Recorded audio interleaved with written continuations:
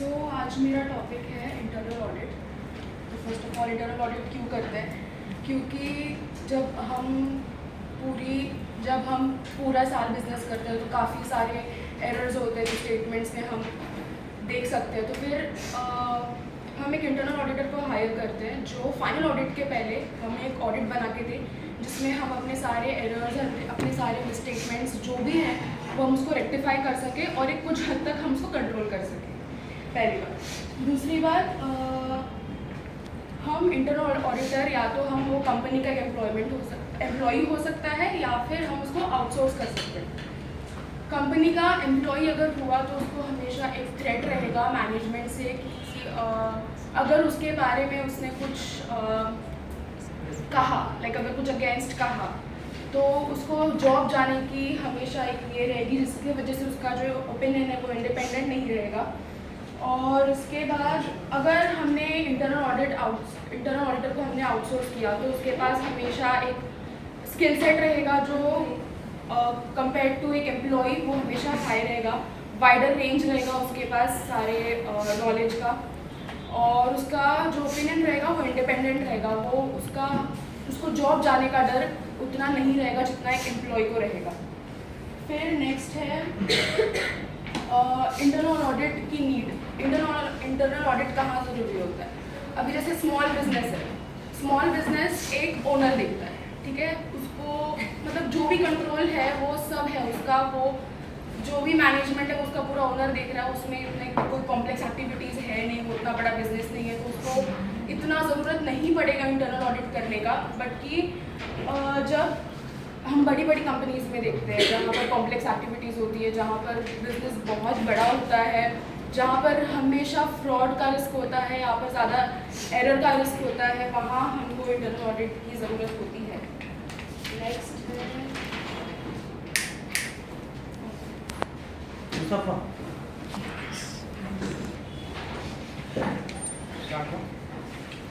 ठीक है, सो मेरा भी टॉपिक इंटरनल ऑडिट ही है, तो मैं स्टार्ट करूँगा internal audit and external audit के डिफरेंसेस से। दोनों में क्या डिफरेंस होता है? सबसे पहला ऑब्जेक्टिव है, एक्सटर्नल ऑडिट का ऑब्जेक्टिव क्या होता है? एक्सटर्नल ऑडिट का ऑब्जेक्टिव ये होता है कि बस financial statement true and fair दे रहे कि नहीं दे रहे, ये इनका प्राइमरी ऑब्जेक्टिव रहता है। इंटरनल ऑडिट का ऑब्जेक्टिव ये रहता है कि चेक करना कि इंटरनल कंट्रोल सिस्टम ऑर्गेनाइजेशन के स्ट्रॉन्ग है कि नहीं है, और कोई भी अगर मिस स्टेटमेंट्स वगैरह कुछ है तो उसको रेक्टिफाई कर देना उसी वक्त है। फिर इसका अपॉइंटमेंट करते हैं शेयर होल्डर्स, और उनका अपॉइंटमेंट किया जाता है ऑडिट कमेटी से। और ऑडिट रिपोर्ट पब्लिकली अवेलेबल रहती है, उनकी पब्लिकली अवेलेबल नहीं रहती, वो सारी मैनेजमेंट की तरफ रहती है। सेकेंड आता है और की एक्टिविटीज़ ऑफ इंटरनल ऑडिट।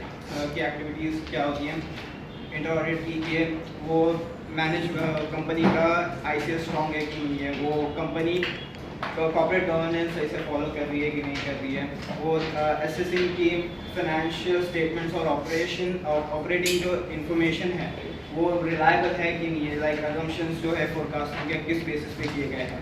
फिर एडिशनल फंक्शन जो होते हैं उसके, लाइक IT सिस्टम को रिव्यू करना कि IT सिस्टम जो सॉफ्टवेयर जो है वो रिलायबल है कि नहीं है, डेली अपडेट हो रही है कि नहीं हो रहा है, मेंटेनेंस उसका हो रहा है कि नहीं हो रहा है। एंड सेकेंड थिंग, जब एक्सटर्नल ऑडिट होती है तो एज एन असिस्टेंट भी उसको यूज़ किया जाता है कि जो भी इंफॉर्मेशन है, जो भी क्वेरीज है वो सब सॉल्व किया जाए। तो सेकेंड है qualities of good internal audit. Qualities क्या क्या है?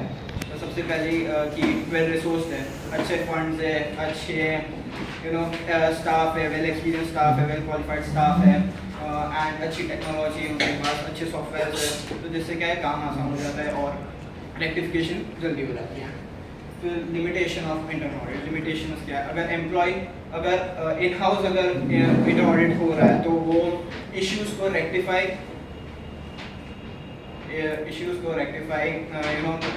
कुछ एरियाज को रेक्टिफाई नहीं करेगा, जिससे उसकी जॉब का लॉस होने का उसको चांसेस रहेगा।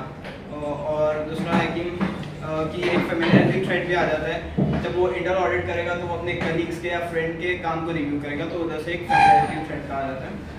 एंड सेकेंड थिंग, इसको रेक्टिफाई किया जाता है, मतलब इसको फाइनेंस प्रॉब्लम को रिसॉल्व किया जाता है आउटसोर्सिंग के जरिए से। आउटसोर्सिंग क्या होती है?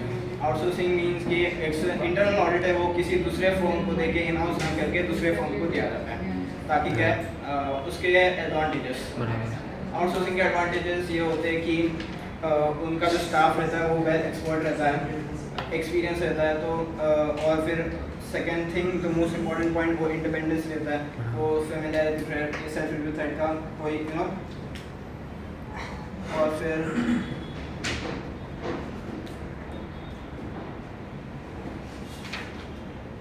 डिसएडवांटेज ये होता है कि अगर वो ऑर्गेनाइजेशन का नहीं है तो उसको ऑर्गेनाइजेशन के वर्किंग के बारे में, ऑपरेशंस के बारे में प्रॉपर नॉलेज नहीं होगा।